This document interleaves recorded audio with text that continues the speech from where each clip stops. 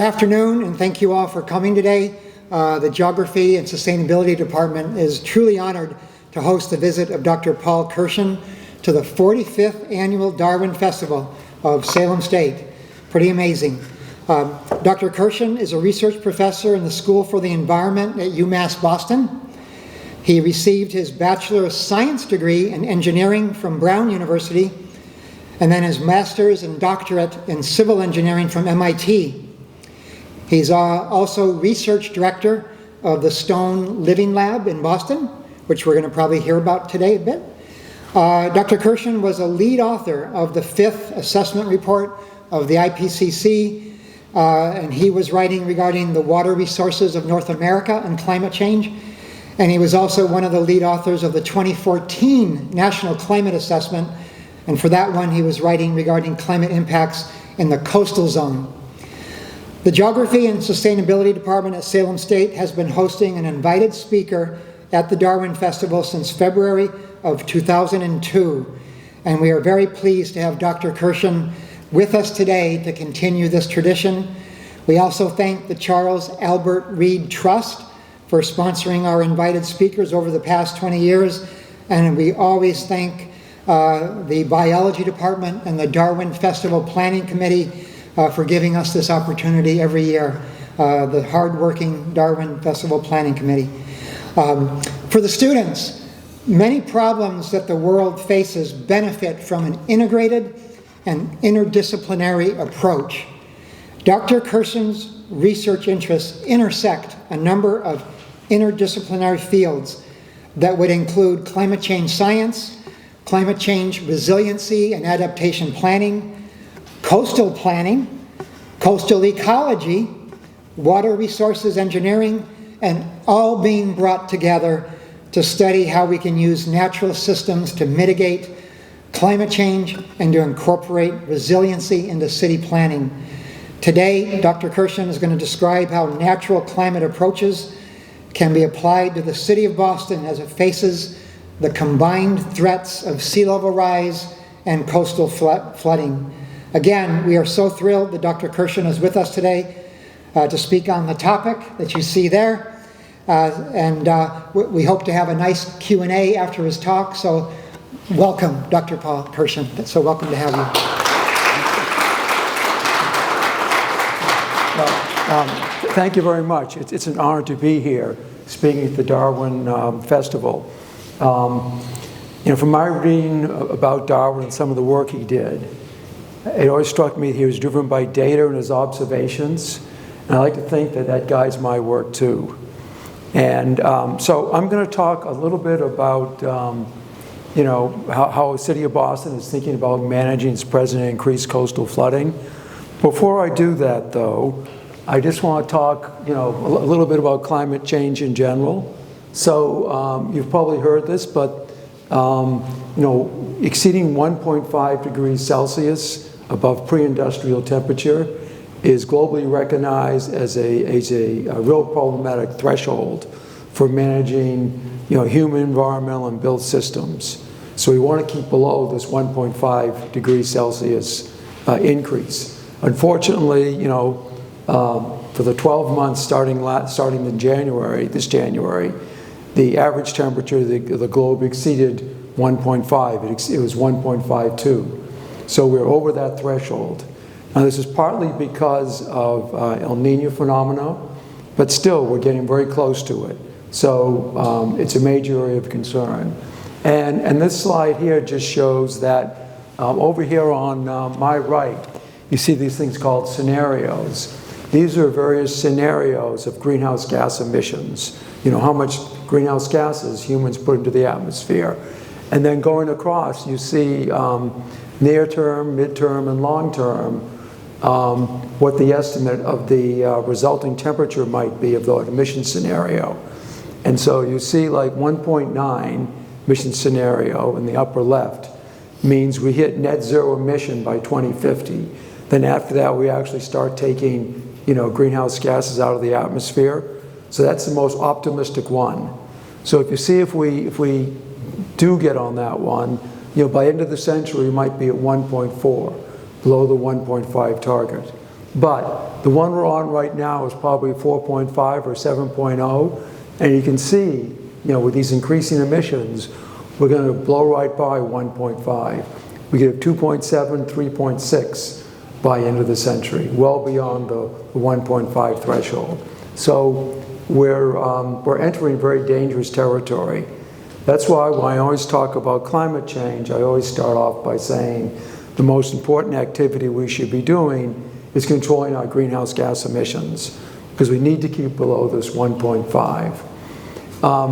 But unfortunately, this top graph shows in sort of the solid lines, the squiggly lines, those are various temperatures that are associated with various emission scenarios.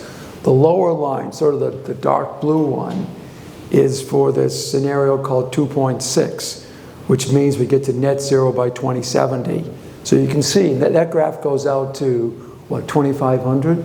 So you can see that we actually do get the temperature below 1.5, but just above it is a little dotted line, which is sea level rise. So this shows that even if we do get below the 1.5, we're still going to have continued sea level rise because there's so much inertia in the ocean system. So the most we can do right now in terms of sea level rise is decrease the rate, but we're not going to go back to the present sea level.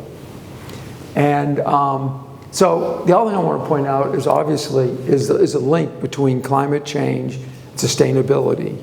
These are the 17 Sustainable Development Goals, and if you think about them, all these are related to climate change. So there's just another reason why we've got to get a handle on dealing with our climate. So now we go to Boston.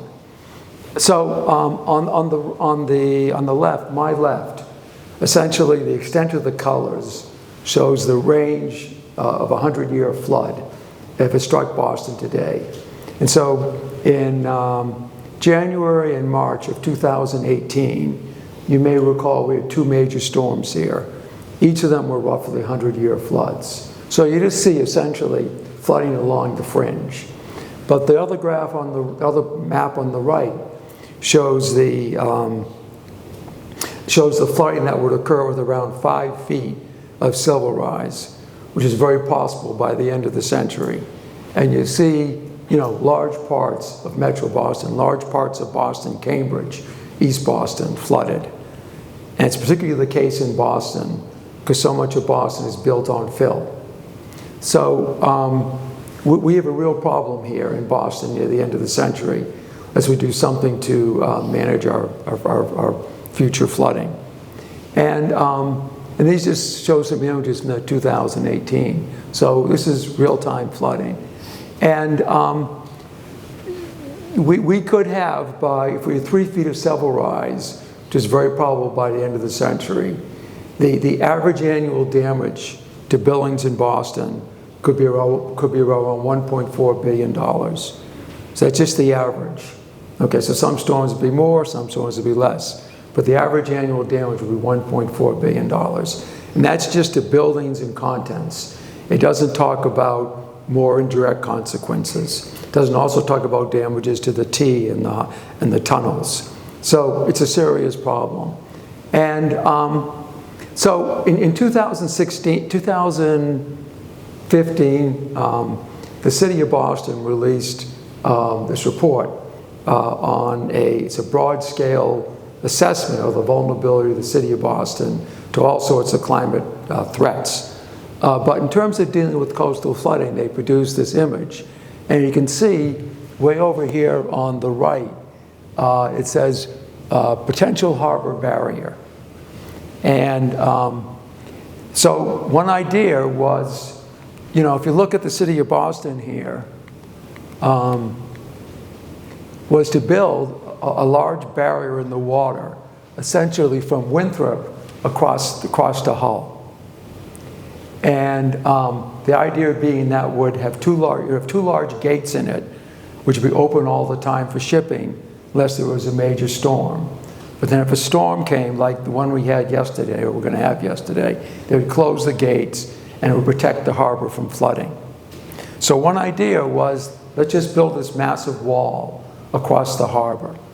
And, you know, it grew out of this idea of this potential harbor barrier. And so the city, before they could, the city had to make a decision. You know, if we're going to build a barrier across all of Boston Harbor, it would protect all the harbor besides Boston. There's big impacts on the strategy the region is going to take to deal with coastal flooding. But if they're not going to build a barrier, you know, what are they going to do? So these are just examples of some barriers, right? So this is the one in the Thames, on the Thames River in the UK, protects London. The other one is I don't know how to pronounce it, the Moss barrier, which protects the Venetian lagoon in Venice. And the other one is the New Bedford Hurricane Barrier down in New Bedford and Buzzards Bay. So there is precedent for these large-scale barriers. And so UMass Boston was commissioned to put together a study on does it make sense for the city to build a large-scale barrier. And I just want to run through that study and then the implications for that for Boston going forward. So I just want to point out that it was we have a very interdisciplinary team because this project would have all sorts of impacts. And also we had a very large steering committee and we had a very large review committee because the outcome of our study would impact much planning and many stakeholders. And so we had a couple of guiding principles for our study. One, the idea was could a barrier or something else protect people in places where they live, work, and play? We didn't want to impact the city of Boston or the region's maritime economy. And we also didn't want to set back any environmental gains since the cleanup of Boston Harbor in the 1990s and 2000. And so this just shows there are three possible alignments. One was really far offshore, like from Nahant down to Situate. That was quickly ruled out. The another one is what we call the outer harbor, which goes from Winthrop to Hull. And then another one was essentially in the inner harbor from Logan Airport over to the Seaport District. Yes? But if we were to open gates all the time, wouldn't that mean Boston would just flood, but just like even more gradually? Okay. When the gates were open, is that what you're saying? Yeah. Yeah. If you open the gates and close them to let ships pass through, Yeah. it's just gonna, Boston's gonna flood anyway, it's just gonna take a much longer time. Yeah, you're right. I mean, eventually, we're going to face in Boston, you know, several rise of 10, 15 feet. So all these strategies are just putting off the inevitable. Isn't Salem going to be 50 feet underwater? I don't know exact numbers for Salem, but Salem was obviously vulnerable as well. All areas on our coast are vulnerable. And, you know, my philosophy is, I'm just trying to prepare the city to get through the next 50 to 100 years. And then over that time period, hopefully they'll figure out what they want to do. Whether they want to retreat or somehow invest in something else to keep the sea out. But my goal is just give them the time, just buy time, so they can figure out what to do over the next 50 to 100 years. It's not going to permanently solve the problem. So there are various configurations we looked at. But thank you for the question. This just shows in detail a little more on the right, this outer harbor barrier, which is the most feasible, the one from Winthrop to Hull. And you can see on the right, you know, there's two massive gates on it. It would look, the cross section would look like this. This would be a massive structure. And this is the inner one from Logan to the seaport. Again, these large gates. This just shows what these gates look like over here on the left. These are similar to the gates that the Dutch have on the, I think it's the Rhine River. And these are called floating sector gates. They are, when they're open, they're on land. Here they're being closed.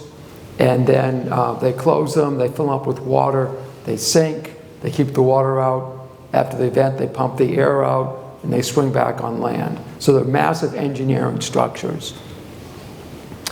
And so the first thing we studied was, if we're to build this massive wall from Winthrop to Hull, how would it impact the tidal range in Boston and the velocities in the harbor, even with the gates open? And so we found out that this just shows, we had a numerical model we used. So in the solid black is the existing tidal range in Boston at various locations. Then in green, dashed green, is what the tidal range would be if we built this major wall but the gates were open. So you see no impacts on the tidal range in Boston Harbor. So that says a lot about, certain environmental impacts. Because we're not changing the tidal range, it may have minimal environmental impacts. So it wasn't going to change the tidal range. Also, we looked at how it would change various velocities. So you can see here, again, at various locations. In some locations, it would increase the velocity. In some cases, it would decrease the velocity. And this just shows certain areas where it increased the velocity. So obviously, the openings between the gates, the opening between the barrier where the gates are when they're open, you try and squeeze more water through there. So obviously, it would increase the velocity there. But so much so that it would actually make navigation difficult at high tide. High tide? No, at the mid tide, going through the barriers. So it'd be a serious increase in velocities going through the gates when the gates are open. And then also in some areas, in dark blue here, would actually create slack water, like behind some parts of the barrier. So it really would change the velocity distributions in the harbor. And then the other thing we looked at, this was somewhat complex, but this was really important aspect. You can imagine that, say this was built, and right now the elevation of the land surface in Boston is around 10 feet NAVD, or 10 feet above mean sea level. Okay, that's also the height of the present 100-year flood. Looked at environmental impacts, and essentially we looked at impacts based upon water quality, habitat, and I think ecosystem services. And yes, if this thing was only going to be open and closed a couple of times a year, there really wouldn't be major impacts compared to the impacts we're going to see from climate change alone. But if we're opening and closing this a lot, it's going to impact the circulation enough that it's going to have major environmental impacts. And then we also looked at the cost. So you see a number there called benefit-cost ratio. So this is the benefit-cost ratio, is the ratio of the economic benefits to a project to the cost. And you always want the economic benefits to be larger than the cost. So you want this number to be greater than 1. So we did some various analyses, but essentially you can see here with a 7% discount rate, the discount rate, the values is always well less than 1. So that means with this discount rate, and I'll talk about that in a minute, this project does not make economic sense. The discount rate is an economic term which lets us evaluate future dollars to present dollars. And so we also looked at with a so-called 3% discount rate. 3% discount rate means we value future dollars more than with a 7% discount rate. But the point is, under both these cases, it's very low discount rates. It's 0.3 in one scenario, a little over 1 in another. So this does not make a lot of economic sense right now. And then, so we said, the barrier doesn't make sense. So what's the option to the barrier? Well, the option is doing something on the shore. And remember how I said the shore is around, is roughly 10 feet above mean sea level, which is roughly the elevation of the present 100-year flood. Actually, the shoreline is not all the same elevation. Some parts higher, some parts lower. So we looked at say somehow we could elevate various parts of the shoreline over time. So we would fill the low areas first, like the areas that are vulnerable right now, like parts of East Boston, and the higher parts we would fill later in time. So it's a staged strategy. So you can see here, like in the red, like you see that in East Boston. That's floods right now, so we need to take action there to deal with it. And then in the sort of the green, the lime green, well, those are sort of higher points. Perhaps we could do those, near the end of the century. But the point is, this strategy, this incremental adaptive strategy of raising the shoreline as the climate changes makes a lot more sense than building this large barrier, which would cost $10 billion. We have to invest in it now. And also, we don't know what the level is actually going to be at the end of the century. And so we'd have to sort of guess what it's going to be. Do we plan for 5 feet, 10 feet, whatever? And so if we overestimated the height of the barrier, then we would have wasted money. If we made the barrier height too small, we would have suffered a lot of damage. So this strategy of essentially elevating the coastline over time makes a lot of sense given the uncertainty of climate change, because we can fill it in over time as the climate changes. It's an adaptive response. And so we thought about, okay, how are we going to do this filling? So one idea was, traditionally just build concrete, flood walls. But these have a lot of problems. First of all, they're really expensive. Second of all, they erode at the base. Another reason is they deflect waves to other places. And also, they're ecologically unfriendly. So then we thought about, okay, so-called nature-based solutions. And essentially, a nature-based solution is a long definition. A nature-based solution is an engineered system that mimics some performance of a natural system. And when you think about it, natural systems are really good at providing coastal flood protection. So on my upper left, is a coral reef system. So you can see the coral reef breaks up the offshore wave energy, and then the elevation protects against the remaining storm surge. This happens naturally. And then you can see in the upper right that's the barrier beach at Plum Island. Again, it's a natural system that provides flood protection. And then in the bottom here we show Boston Harbor. So Boston Harbor has like about 20 or 30 islands in it, and these islands actually break up. We get a major storm outside the islands, on the east side of the islands. We have like 20 or 30 foot waves, but by the time those waves go through the island and get to the shore of Boston and Quincy, those waves are only a couple of feet high. So these are illustrations of the way nature is inherently resilient and that provides flood protection for us. So can we engineer these kinds of systems? And of course, also these systems have ecological benefits, and they have social benefits. They provide recreation and so on. So can you engineer these sort of things?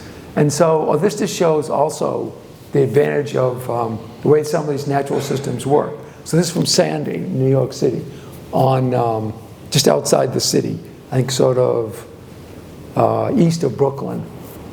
So this just shows an area in the upper image, and you can see it's got a dune system before Sandy, and then over on the right it shows the same area after Sandy. So the grassy dune system has protected that area. But in the lower image, you can see there's no dune system, there's no grass, no vegetation, and the image on the right shows what happened after Sandy there. So clearly it was not protected, and it looks like a bomb went off there. So it does show these natural systems do work. And so what would these look like? So this is an example of what a nature-based flood management system would look for the Mystic River just upstream of the bridge over there.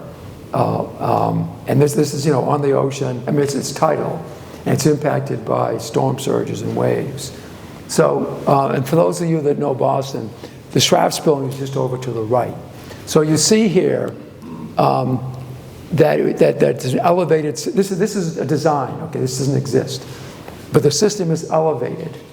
So the elevation protects against the coastal flooding. And this would probably be elevated to maybe to an elevation of 15 feet above mean sea level, 5 feet above the present 100-year floodplain. And then you can see that there's some habitat, living shorelines there, right near that dock that sticks out. So it provides habitat, ecological benefits. Then finally, you see that it creates open space and parkland. So it provides social co-benefits. And by the way, this would be cheaper than building a concrete seawall. So this is an advantage. This is an illustration of a so-called nature-based system. And this would be, designed, engineered, and built. But it has, has the flood protection, but also these very important ecological and environmental co-benefits. And this is, another system is, we can't build nature-based systems like the one I just showed for Charlestown. Is that Charlestown? Anyway, for that area of Boston, they take a lot of space. And we don't have a lot of space sometimes. And so, what can be done to enhance a seawall if we have to do it? Well, one thing you can do is attach tiles to it that have various crevices in it and patterns, etc., that are designed to be ecologically friendly, so-called living seawalls. So this is an example of a living seawall, which I think is in Sydney. And so they just have these tiles, which are specially designed, and they bolt on to a seawall. So they make an unfriendly seawall ecologically friendly. And we're actually going to be carrying out some experiments with living seawalls in Boston starting this spring. So this, again, nature-based solution, right? We're trying to replicate a natural environment on a concrete seawall. And this just shows an existing a nature-based system in Boston, right near Clipper Ship Wharf in East Boston. This is really the only example of a nature-based system in Boston, where you can see, sort of the gradation of vegetation. It mimics like a marsh system, right? Lower marsh, middle marsh, and then highlands. Okay, and so some of the advantages, right? So first of all, the benefit-cost ratio on these is like 3 to 8, with the so-called 3%, 7% with a 7% discount rate. The equivalent benefit-cost ratio for the offshore barrier was like 0.3. So these are over 10 times more cost-effective. Plus they have this ecological and social co-benefits. And then even if you were to build this offshore barrier in Boston, you'd only close it when you have a major storm. You're still going to have high tide flooding. So you still have to do something in Boston to deal with high tide flooding. Well, these nature-based systems elevating the shoreline also deal with just high tide flooding, as well as storm surge. I already mentioned the co-benefits, a green solution, less impact on the environment. As I said earlier, one real advantage of these shore-based systems, whether it's natural or hard, is you can implement them as the climate changes. They're flexible, adaptive. We don't have to guess ahead and say, we're going to design for 15 feet or 10 feet. We're just going to adjust as the climate changes. And then, just like a natural system, a nature-based system, an engineered system, might grow stronger over time, and it might be able to recover from a storm. A concrete wall is not going to recover from a storm, but a nature-based system of a man-made living shoreline might be able to rebuild itself after a storm. So it's another advantage of these nature-based systems. Now, so what happened? We did the study, okay? Came out in May of 2018. In October 2018, then Mayor of Boston, Marty Walsh, said we're going to go with the nature-based solutions. We're not going to build the barrier. And then he released this schematic here, right? So you can see Boston coastline here, and it's all green. He said we're going to put nature-based solutions in any place we can. So the city is now committed to doing nature-based systems to manage present and increased coastal flooding. And, let's see, there are some challenges with nature-based systems that the city is facing, as well as other towns in Boston Harbor, as well as towns everywhere dealing with nature-based solutions. So I'm not going to run through the whole list, but one big problem, like any kind of climate change adaptation, is how you're going to pay for it. The city's approach, Boston is probably the most forward-thinking, most advanced in their thinking about coastal flood protection among all the communities in Boston Harbor.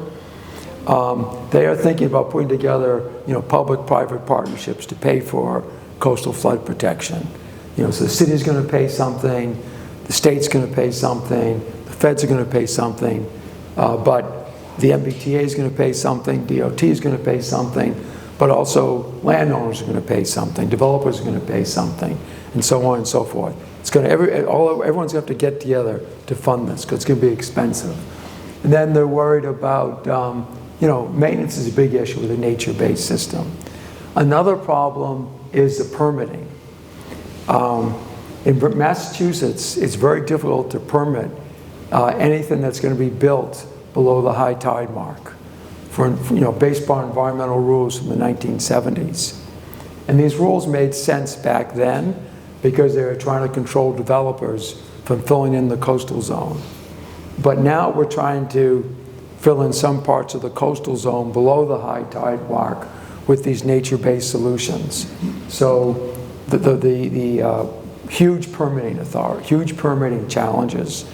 And there are actually several bills right now in the Massachusetts legislature to bring the permitting requirements more into the needs of today as opposed to the needs of the 1970s. So permitting is a huge problem. There's other reasons, but also up here in the Northeast, we haven't built too many nature-based systems. There's a lot in the southern United States, but in the north we have additional challenges because we have these distinct seasons, so that's tough on vegetation. We have a more stormy climate, larger waves, and so on and so forth. So there's sort of lack of data on the performance of nature-based systems. We need more case studies.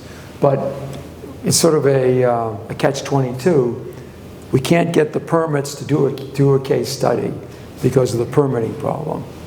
And so on. Okay, then this just shows, even if we could get permits, it's about a 2-year process to get a permit to do anything in the coastal zone.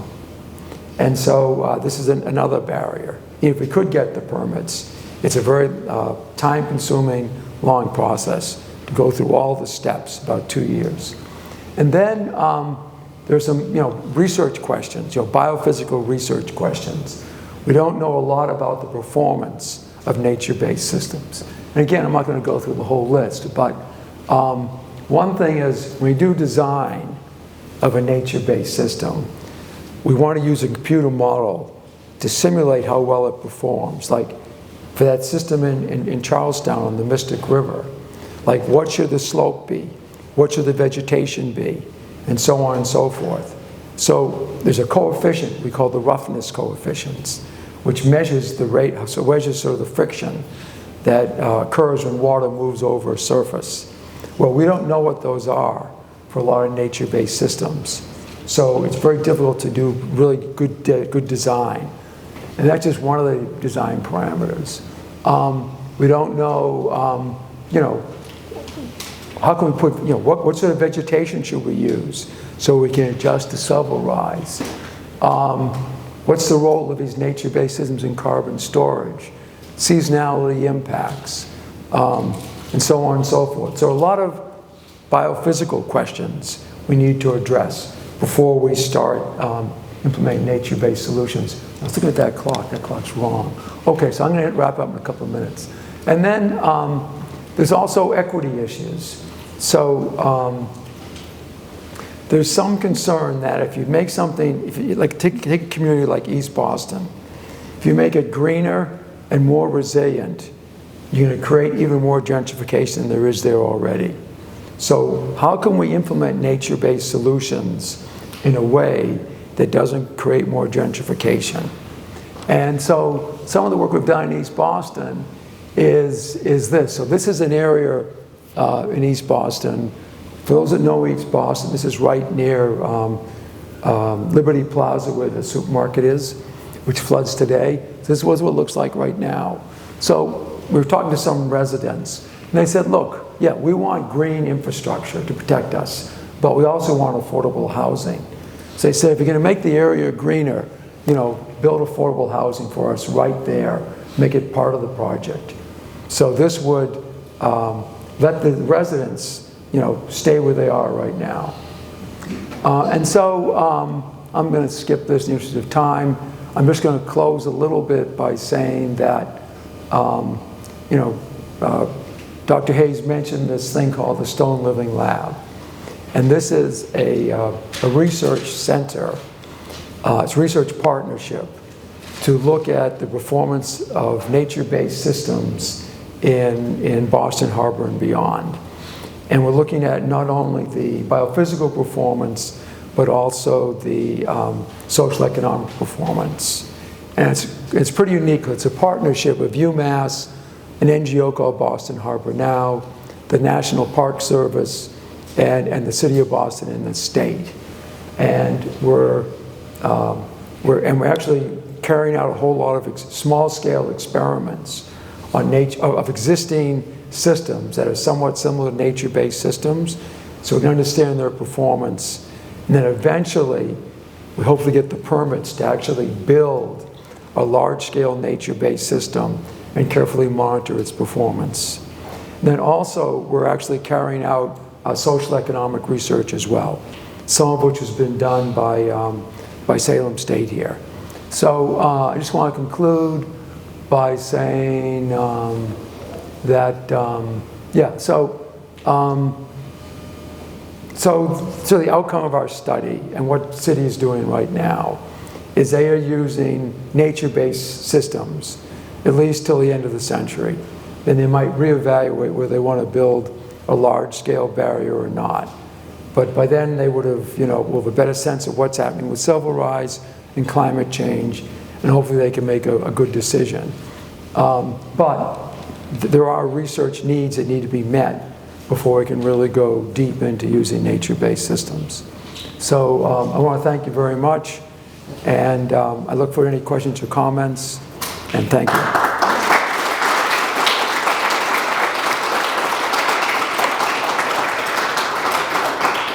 Until we get through this permitting hurdle, I think we're going to be facing, it's not going to happen quickly.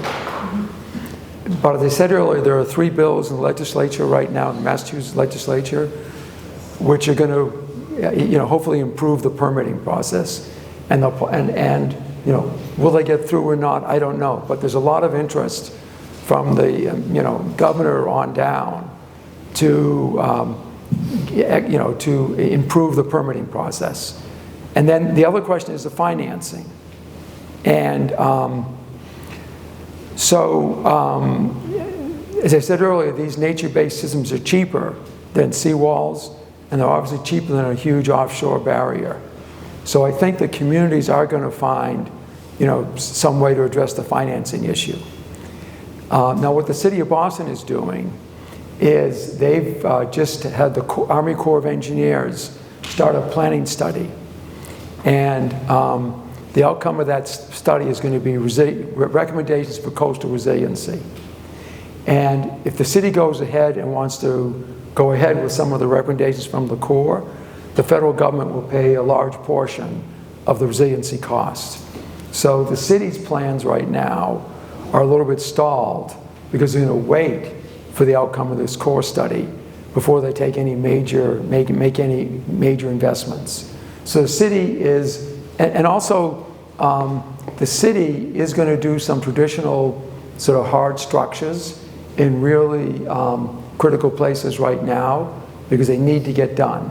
And so they're not going to be, the initial work may not be that green because they can't wait. But I think the big hurdle right now is the permitting, which is unfortunate because these permitting these regulation processes are designed to help us, right? And they're really a hindrance right now. Are there concerns with islands just being completely? Are there concerns with the concerns with? Vineyard, Yeah, yeah. So, as you know, the Martha's Vineyard in Nantucket, they're facing a large amount of erosion. Particularly on their east sides, because that's where we get our winter storms, like we had a couple of days ago. So they are facing massive amounts of erosion. Plus, many of the parts of those islands are very low. And so you probably saw the images of downtown Nantucket being flooded, yesterday. Parts of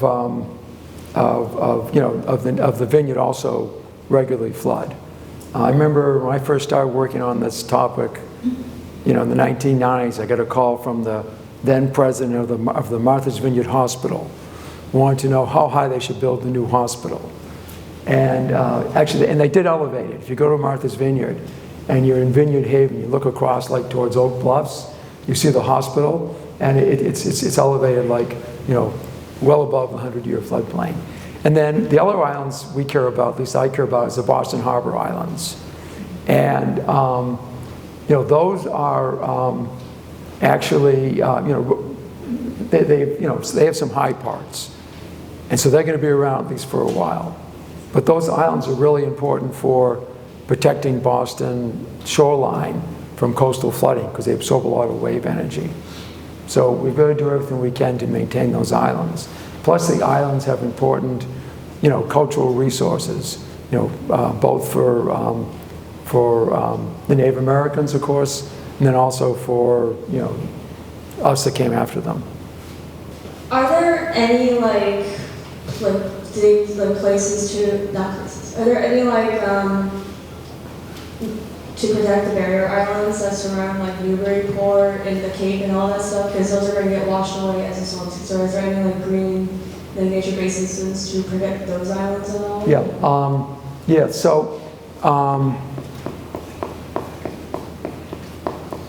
one idea to protect some of these vulnerable barrier islands is obviously make sure the vegetation on those islands, are as strong as possible, right? You want to make sure those barrier islands are preserved. So we want to do everything we can to help them maintain their health and resilience, okay? But that's not going to be enough because we still have to deal with rising seas. So some of the ideas are to build an offshore reef, either out of boulders or oysters or something that would strip off the wave energy. And the erosion is caused, the short-term erosion is caused by we get a major storm, the waves. So if we can build some sort of a barrier offshore, which is ecologically friendly, but strips off the waves as the water goes through it, that'll help cut down some of the erosion. But these offshore barriers do not cut down the height of the water when it comes in. It's not going to cut down sea level rise. And so we're going to have to think about something else over time. And one thing is you can, besides trying to make these barrier islands as healthy as possible so they themselves can adjust, is maintain sediment supplies. And if they aren't enough, there's a process called thin layer deposition where you can actually man-made apply sediment to some of these offshore systems, which would let them survive. But I'm not a coastal engineer, but it's very complicated. But there are things we can do to try to protect these systems. But we've got to, the most important thing we can do right now, though, is to make sure they're healthy. And make sure also, like for our wetlands, a wetland might actually be able to migrate inland if we let it, but we got to make sure there's land around it where it can migrate. We can't have them ringed by roads and development. We've got to give them space to move. So there are things that we have to do right now to protect and let the natural environment have a chance to survive. But it's going to be a challenge. The best thing, again, is to cut down silverize, control our greenhouse gas emissions. It makes so much sense because we may only have, a couple of feet of silverize as opposed to 5 or 10. We can adjust to probably a couple, but 5 or 10 is just really, really difficult. So again, we got to get to net zero by 2050 and beyond. We have a question for you over here, Paul. Yeah. Thank you so much. Back to the geography sustainability. This is my first Darwin festival too, so appreciate it. We have the marsh right by in Central Campus that we've looked at. That seems like it would be a great kind of potential case study for managing, like a nature-based solution to flooding here, and potentially Central Campus. But there's not much place for it to go. You're kind of getting at this. Is there any sort of like retreat or way that do a nature-based retreat, or any apart from just creating large barriers, especially in a place like Boston that's so heavily developed? Yeah. Let's see. Again, with the marsh, right? If the marsh can't move because it's ringed by roads and development, the other option is to just provide sediment. Put a couple millimeters of sediment on every single year to keep up with the rate of silverize. And it's called thin layer deposition. Now, again, it's very difficult to get that permitted in Massachusetts, but there's one way of trying to protect our existing marshes, just sort of add vegetation onto it.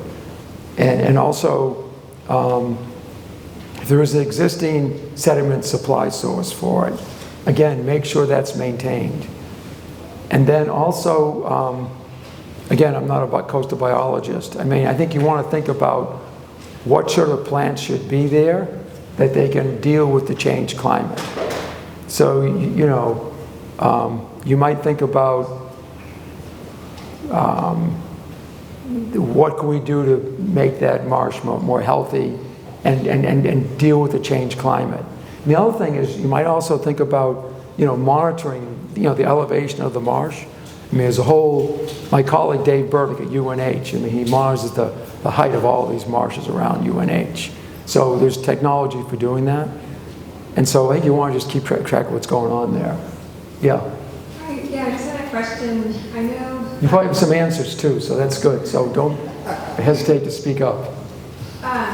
in California, there's been some stuff at the state level to try to buy land, property from people that is along the shore. I'm just wondering if Massachusetts has any more state leadership instead of relying more on the local government to spearhead some of these things. There seems like they need like a bigger overhead regulation. Yeah, no, I think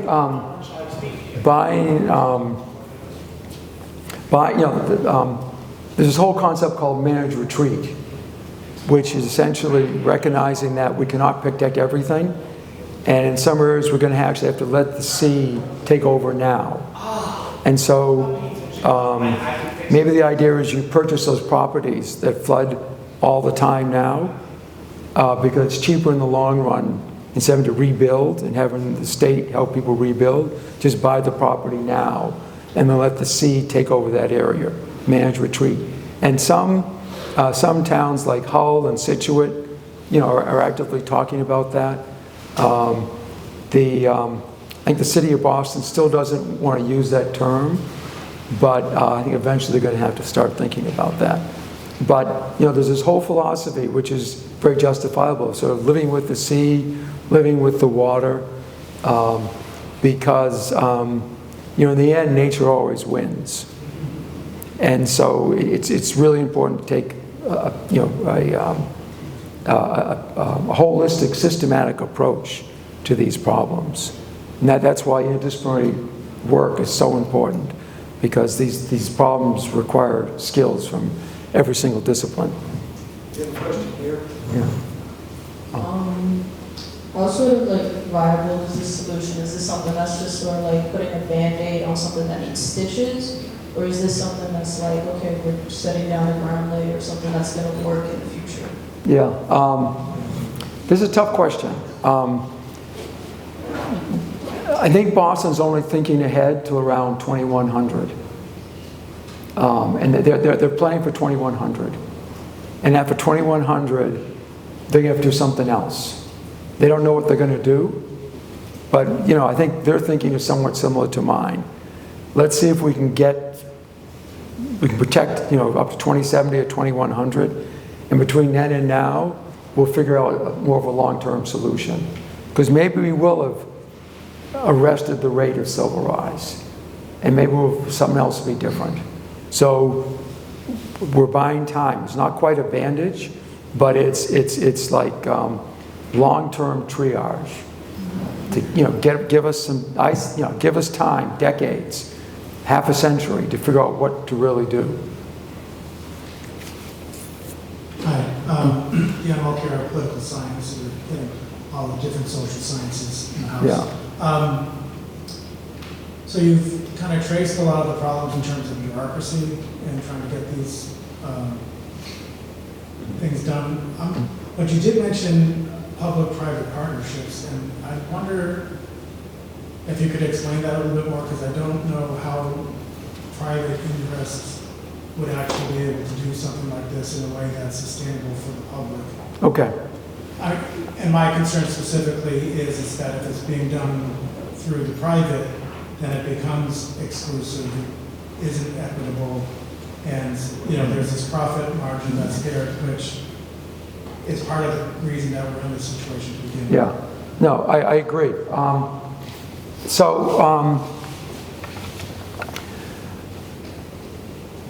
Let's see. At least in Boston, there are some areas where it's very obvious we need to take a district level solution. You know, all the people that are protected, public and private, are going to benefit by doing a coastal solution. Okay, and this is generally the case for actually all of Boston. That if they elevate the coastline with the hard or soft structures, everybody behind that system is going to benefit, and that includes, like, you know, private landowners. It involves the city assets, state assets, assets of the MBTA, assets of the Department of Transportation, the Big Dig. So all these various stakeholders, and there are mechanisms that people that can be used to share the cost. So again, I'm not an expert in this, but for example, in one area of Boston, they're exploring. This is in Fort Point Channel. I think one of the landowners, Gillette, is donating the land, and then the city is going to pay a certain percentage, then the feds are going to pay a certain percentage, and the states are going to pay a certain percentage. So there's a mechanism there where voluntarily the private entity is going to contribute to this project, because they know it's a lot cheaper to have this district level solution than trying to protect it themselves. Because yes, they could protect their individual building perhaps, but if people can't get to it and there's no water and sewage and it's shut down during a flood and the whole city's shut down during a flood, and that building is really useless. So the private sector has a lot of incentive to get involved in these district level plans. And I think, you know, maybe we're enlightened in Boston, but You know, when I talk to, you know, developers and people that own large, you know, commercial buildings, they want a share on these costs because they see it a lot cheaper than going it alone. If I can just ask, so would Gillette would not be getting anything in return for giving up the land? They would get flood protection. So they give up some land and they get flood protection. So that's so they, you know, did the calculus and said it's cheaper for us to give up this land than having to pay for our own flood protection. And